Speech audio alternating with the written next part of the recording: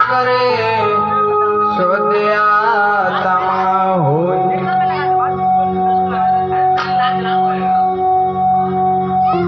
तो गोविंद गाड़ी भीर में और हम सुमिरत है कोई पतरा की प्रहलाद की सुपही भरोसो मोई।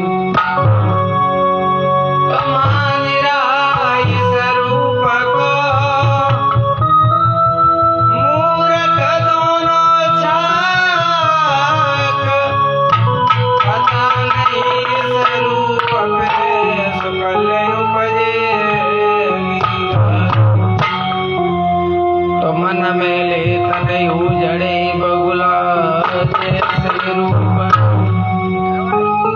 तासे तो काका भलो पार भीतरे। तो गुरुदेव नाम ललामी जिनका सर्व मंगल धाम है। परम पूज्य गुरुदेव को तो कोटि कोटि प्रणाम है।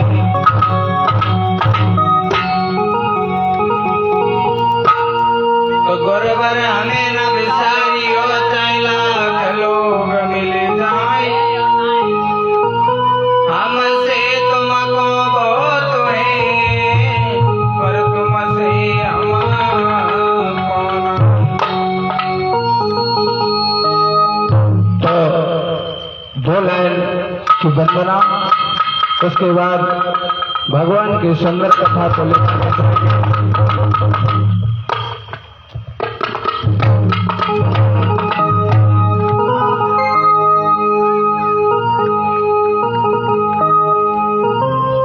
अरे राखो सभा में मेरो मान रे अजरे छैया।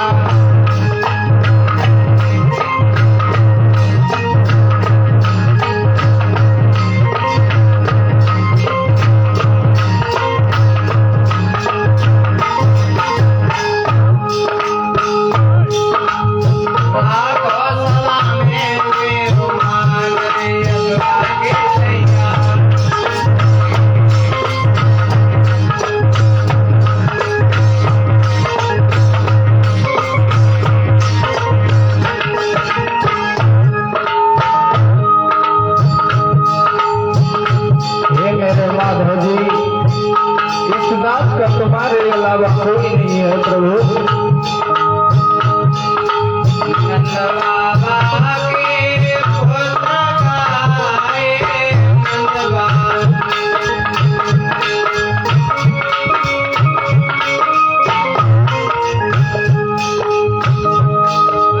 नंद बाबा के पुत्र गाए नंद बाबा।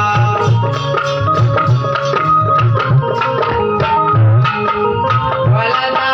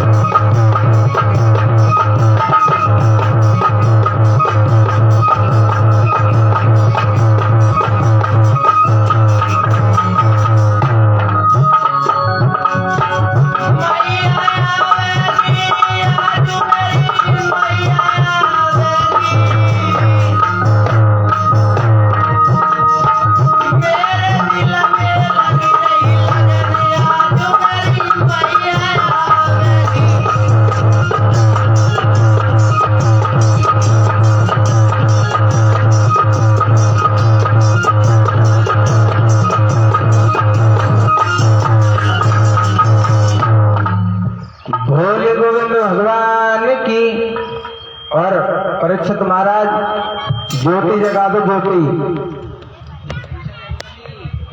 और यज्ञपति महाराज कहाँ गई? आओ पांडाल में बैठो भैया, सभी लोग पांडाल में बैठ जाएं।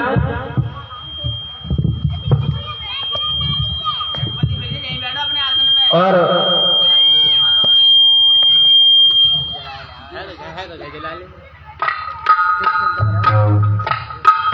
आदरणीय समस्त श्रोतागण बंधु, प्यार करने योग्य बच्चों, सती सावित्री जैसी हमारी मातृ शक्ति, नन्हे मुन्ने बच्चे,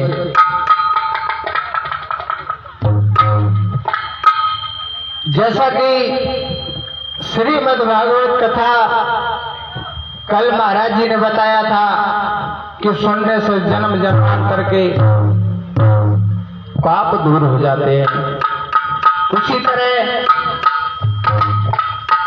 जैसे ज्ञान वैराग और भक्ति। भैया सीटी काय मार रही है?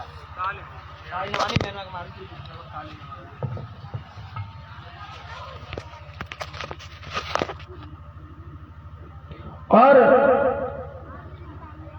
जिस तरह से भक्ति ज्ञान वैराग भक्ति मैया का उद्धार हुआ, उसी तरह हमारे भारतवर्ष में एक बहुत ही विद्वान संत हुए, बहुत ही सुंदर छवि के विद्वान संत थे, जिनका नाम था आत्मदेव। श्री सूर्य जी महाराज समझाते हैं, हे शौनकादिक ऋषियों, इस कथा से किस किस का कल्याण हुआ, इसे विस्तार से सुनो। तो कौन थे ये आत्मदेव ब्राह्मण? तो महाराज जी कभी बोला है,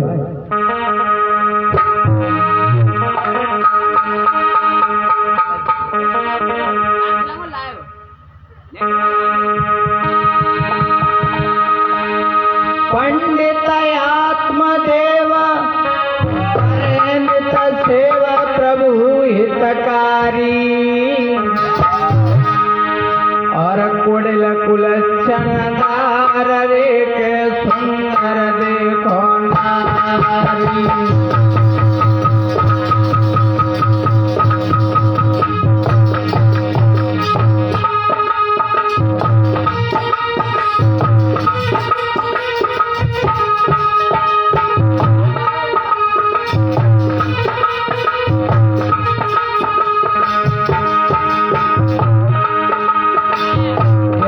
वो ब्राह्मण और करता था दान नहीं, मान सुनो सरदारी, सुनो सरदारी। मन मेरे बात रे नारी बहुतारी।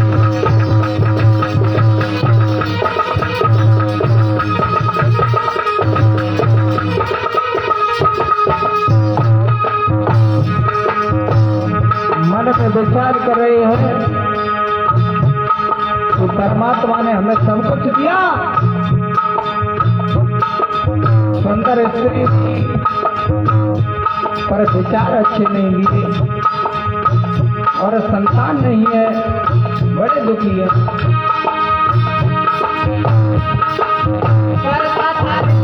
नहीं अभिमान सरदारी, सरदारी।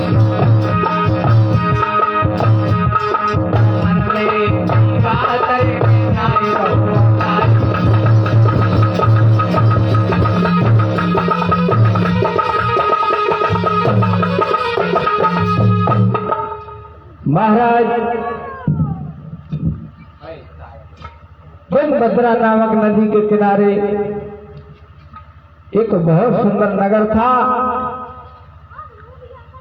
जो महाराज कर्नाटक में पड़ता है। तुंगभद्रा नदी थी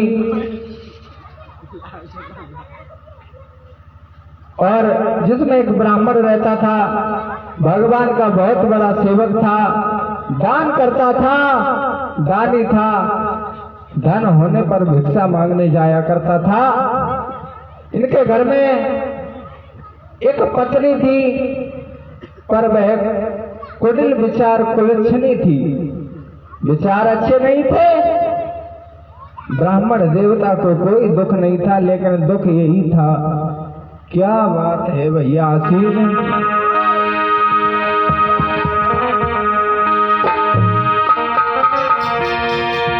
अरे चिंता छाई रही हैगी मन में,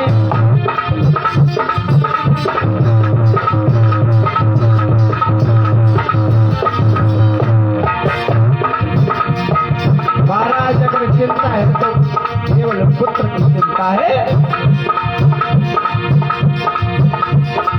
चिंता छाई रही है राम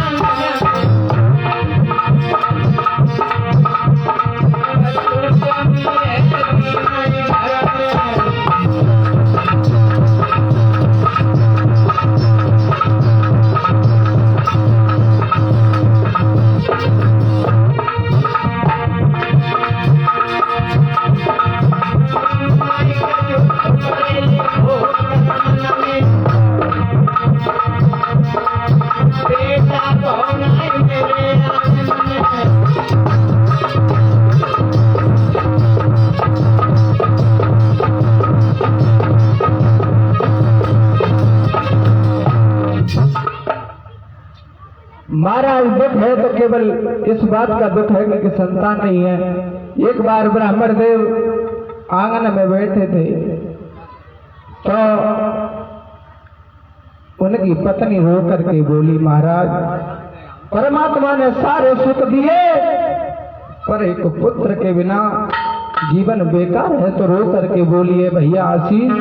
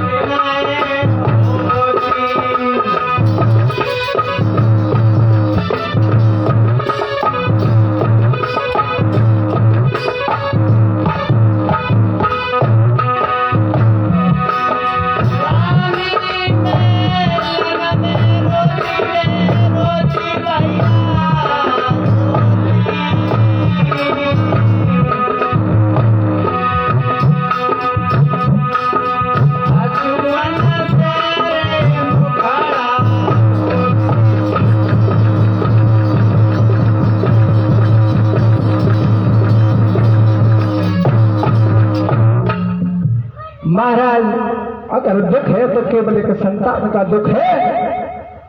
और ब्राह्मण देव एक दिन मन में चिंता करने लगे और विचार करते हैं मेरे धन दौलत की कोई कमी नहीं है, लेकिन दुख तो इस बात का है परमात्मा ने मुझे कोई संतान नहीं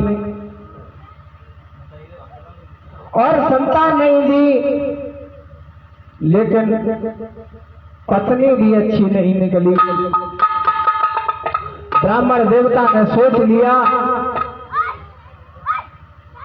अब कोई मेरे संतान हो नहीं सकती, और जब संतान नहीं होगी तो हम इस घर को छोड़कर चले जाएंगे, हम इस घर में नहीं रहेंगे, इस जिंदगी से तो मर जाना ही अच्छा है। तब घर बार छोड़ दिया और वन को चल दिए। और हुआ क्या? अरे होना क्या था,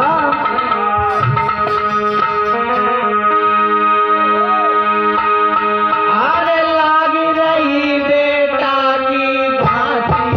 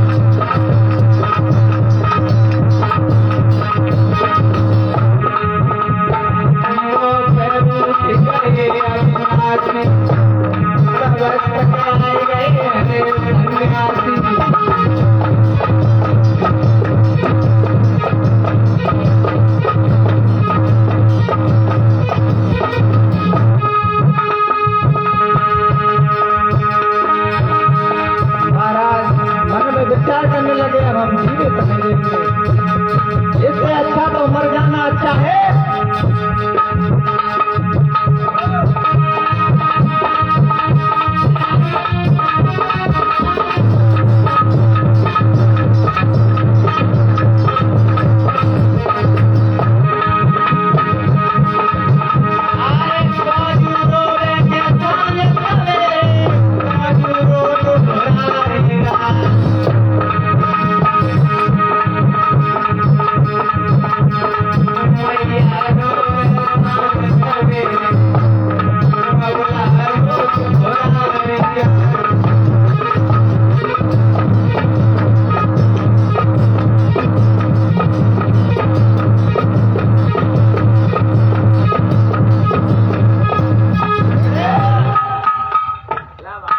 दुख इस बात का है कि हमारे कोई पुत्र नहीं है।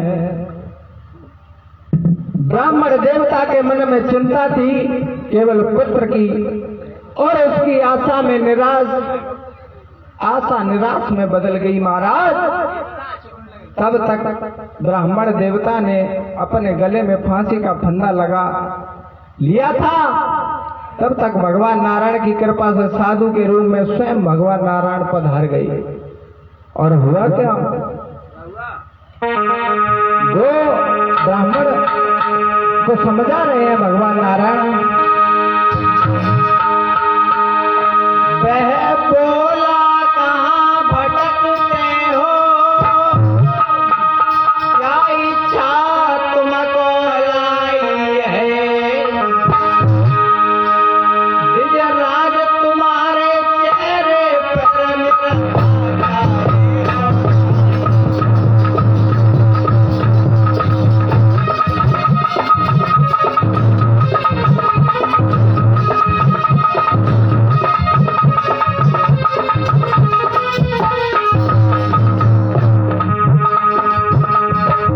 क्या बात है, तुम्हारा चेहरा उदास क्यों पड़ गया, क्या बात है महाराज। बोला क्यों भटकते हो, क्या इच्छा तुमको लाई है, तुम्हारे चेहरे पर मेरा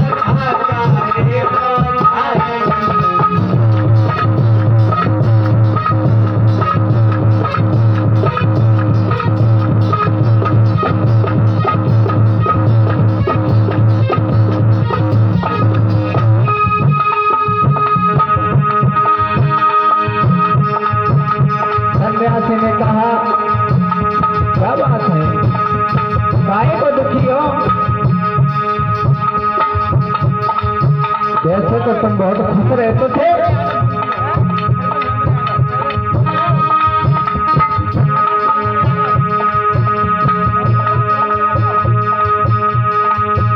और इसी बीच में पवित्र दान हमारे भैया सुरेंद्र यादव जी की तरफ से भगवान से कामना करेंगे, हे मेरे प्रभु, भैया हमेशा समाज में सम्मान प्राप्त करते रहें, धर्म के लिए ऐसे ही हाथ आगे बढ़ते रहें।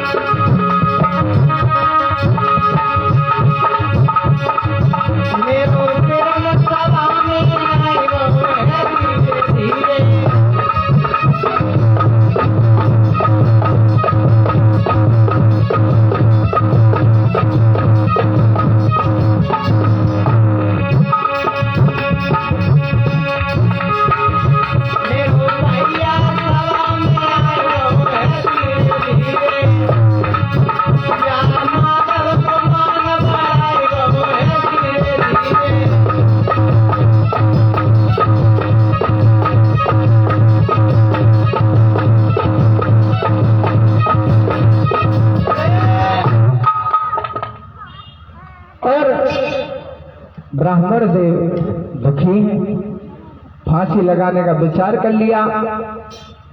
इधर भगवान नारायण स्वयं सन्यासी का रूप धारण करके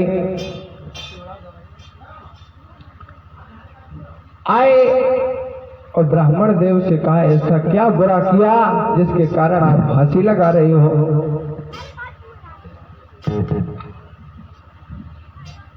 ब्राह्मण बोला, क्या कहूं अपनी व्यथा कराल, करे ना प्रभु मेरी तरह दुश्मन का भी हाल।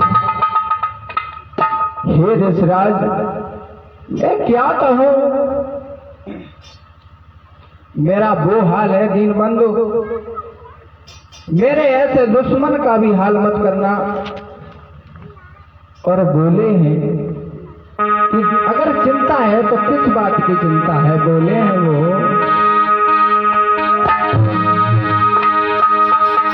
जीवन की सांस रुक रही है और मौत सामने झूली है, जीवन की डाली सूख चली पर जीवन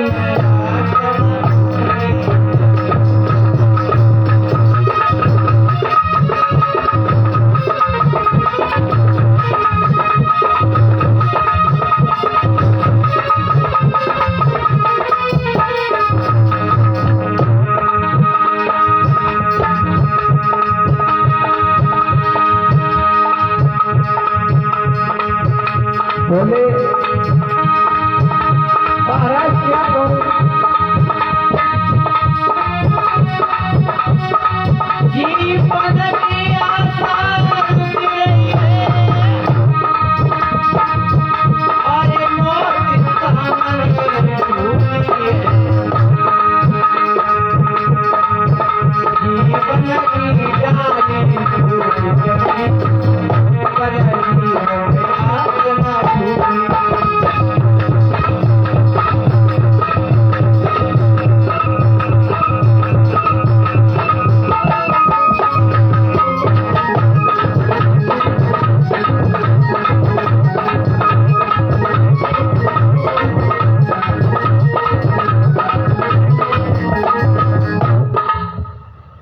बोले,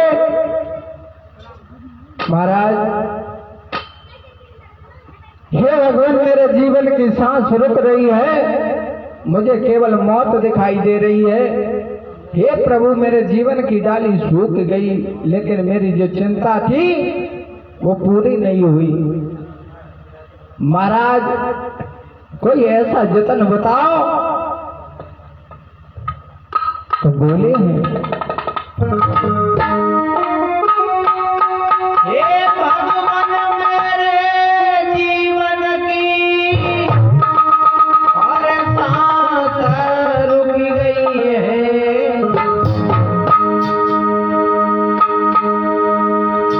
सब दान कियो सब पुण्य कियो पर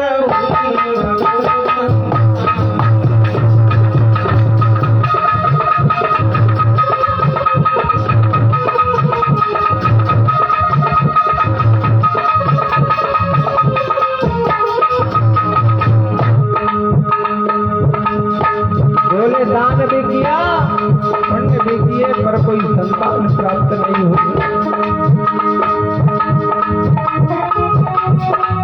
पाप ही काया सार चक्कर है,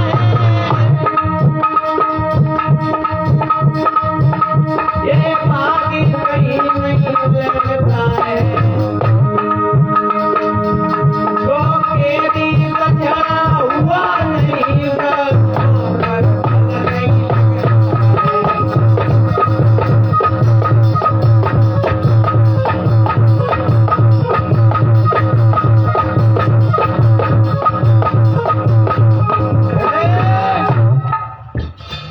साधु, मैंने ऐसा कोई उपाय नहीं छोड़ा जो मैंने किया नहीं। दान भी किया पुण्य भी किए, लेकिन मेरे कोई संतान नहीं हुई। भगवान और क्या बताऊं, मेरे घर में गौ रहती है, जो गाय रहती है उसने भी कभी कोई बछड़ा नहीं दिया, और मेरे घर में तरह तरह के वृक्ष हैं, वो भी कभी फूल फलते नहीं हैं। और महाराज मुझे अगर दुख है तो केवल इस बात का दुख है। तो बोले हैं आत्मदेव, सुनो सन्यासी बाबा, सुनता हूँ जो प्राणी अपने जीवन में पुत्र न पाते,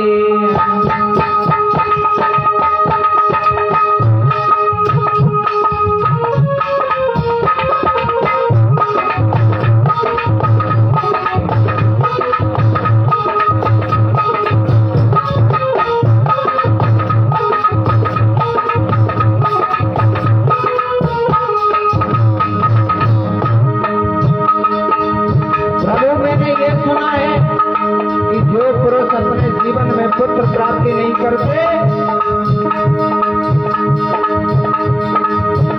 सुनता हूँ जो प्राणी अपने जीवन में पुत्र न पाते, जैसे नरक में जाते और मुर्गों को ले जाते।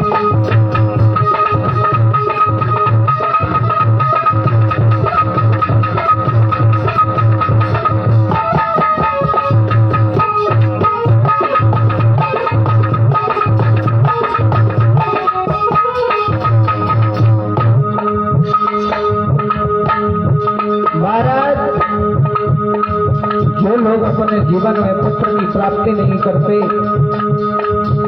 जिनके अंतिम समय पर अगर पुत्र उनकी चिता को अग्नि नहीं देता तो उनका जीवन नरक हो जाता है। तो बोले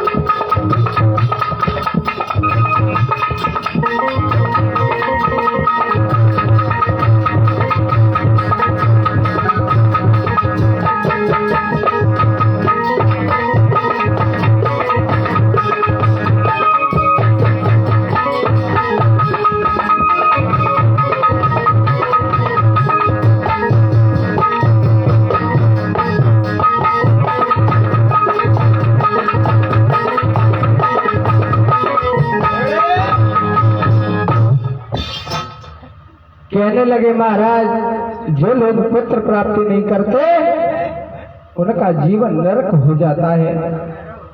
हे प्रभु, मैंने सुना है जो लोग पापी होते हैं उनके कोई पुत्र नहीं होता, स्वयं तो नरक में जाते ही हैं और अपने पुरखों को भी ले जाते हैं। मेरी तो यही इच्छा है कि आप जीने से तो मरना ही भला है। तब सन्यासी बोले हैं, हे ब्राह्मण देवता, इस प्रजा प्राप्ति का मोह त्याग तो कर्म की गति प्रबल है, विवेक का आश्रय लेकर संसार की वासना छोड़ दो। कर्म से ही स्वर्ग नरक मिलता है, संतान नहीं। तो बोले हैं ब्राह्मण देव,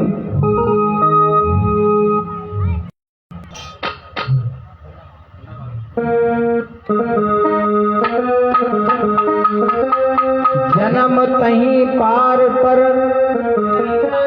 माई जानी छीने भोन, ब्राह्मण था संसार में सुत से बेरी।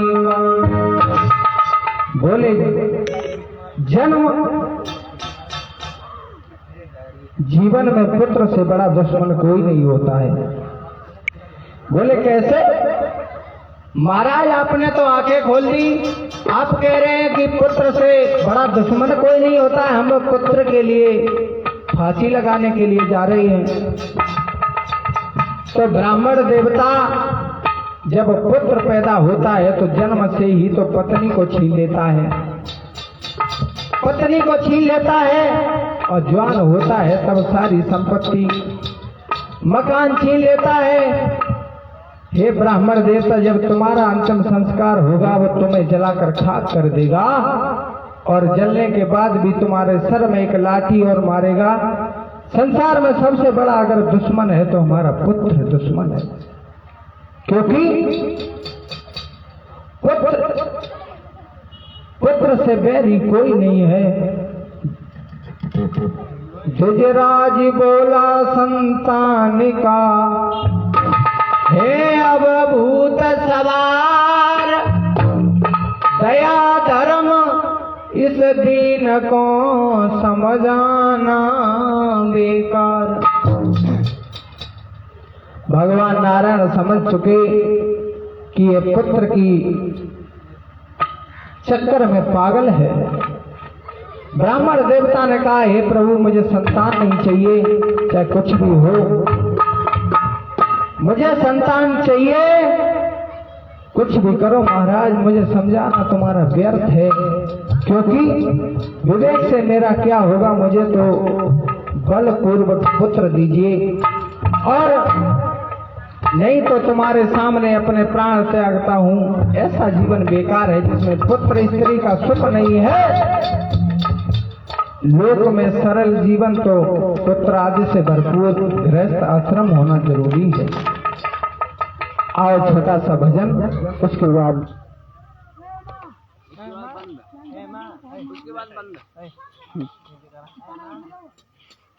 बोल दे, उसके बाद बंद, या उसके बाद लाइट गई या आ गई, अब उसके बाद लाइट आ गई तो बोल देते भैया। एक कलसा मंगा दो, कलसा एक रिंच घड़ा घड़ा।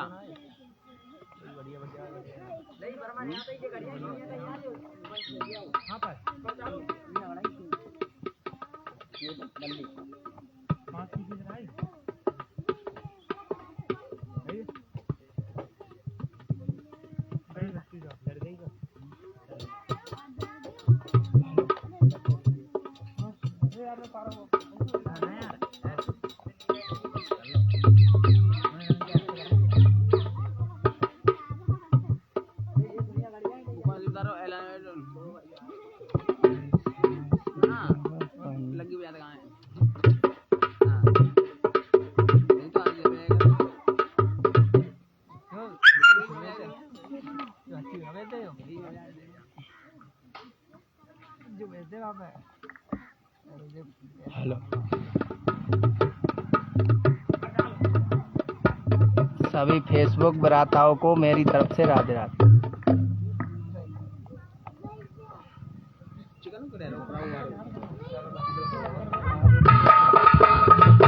हेलो, राधे, जय श्री राधे। आओ छोटा सा भजन, उसके बाद कथा को आगे लेकर के चलेंगे।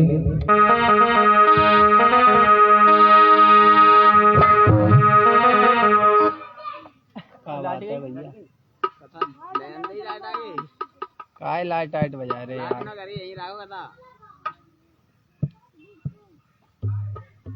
लाइट आ गई,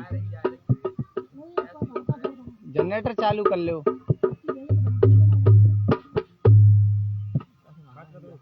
तुम यार रो कतना भैया। हाँ यार हमें यार इतने हाथ धरे तब समझ में आई थे लाइन बदलने बदते।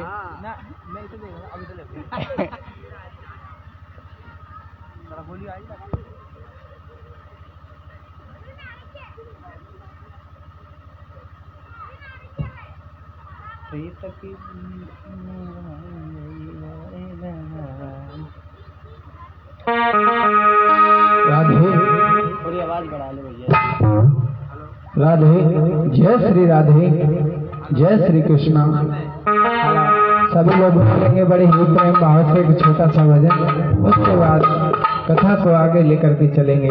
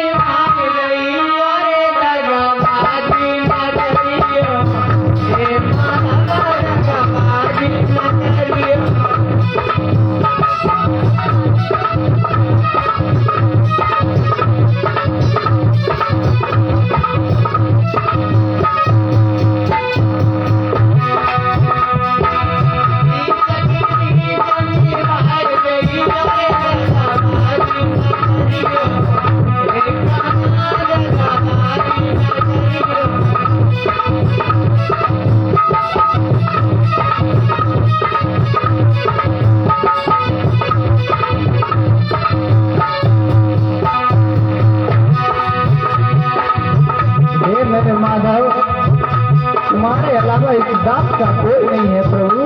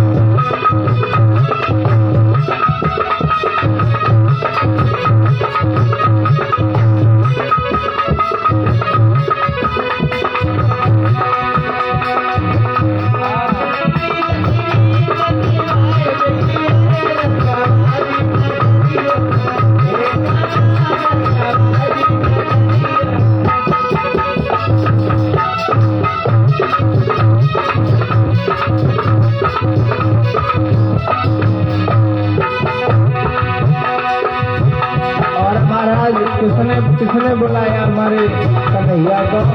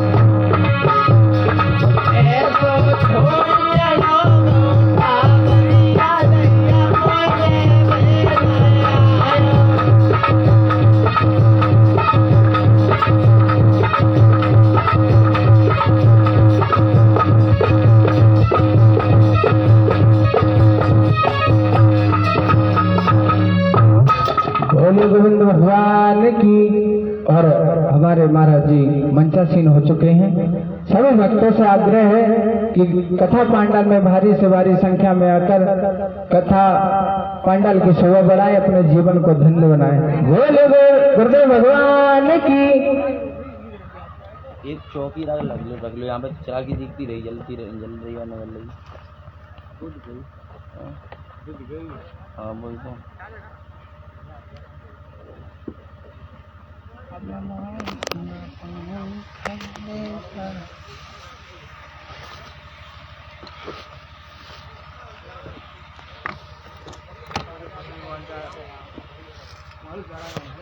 मैं आया हूँ।